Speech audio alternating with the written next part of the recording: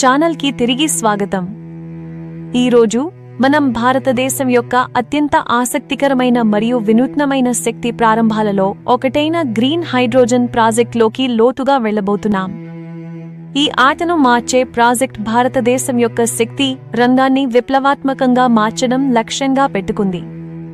2030 నాటికి సౌర శక్తి, గాలి శక్తి వంటి పునరుత్పత్తి శక్తి వనరులను ఉపయోగించి సంవత్సరానికి 5 మిలియన్ టన్నుల గ్రీన్ హైడ్రోజన్ను ఉత్పత్తి చేయడమే దీని లక్ష్యం.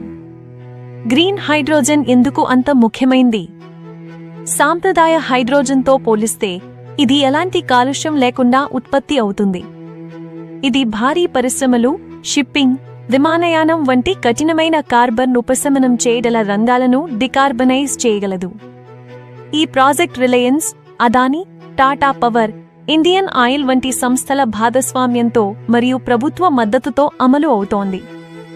దీని ద్వారా 57,000 కంటే ఎక్కువ ఉద్యోగాలు సృష్టించబడతాయని, బిలియన్ల రూపాయల పెట్టుబడులను ఆకర్షిస్తుందని, భారత్ను స్వచ్ఛమైన శక్తి రంగంలో ప్రపంచ నాయకుడిగా నిలబెట్టుతుందని అంచనా వేయబడింది.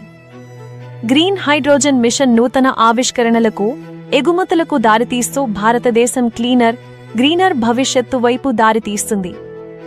మరి మీ అభిప్రాయం ఏమిటి? గ్రీన్ హైడ్రోజన్ శక్తి రంగం భవిష్యత్తును మార్చగలదా? కామెంట్స్లో మాకు తెలియజేయండి. ఇంకా ఇలాంటి శక్తి విప్లవం మీద మరిన్ని నవీకరణల కోసం లైక్ చేయడం, షేర్ చేయడం మరియు సబ్స్క్రైబ్ చేయడం మర్చిపోవద్దు. వీడియో చూడడానికి ధన్యవాదాలు.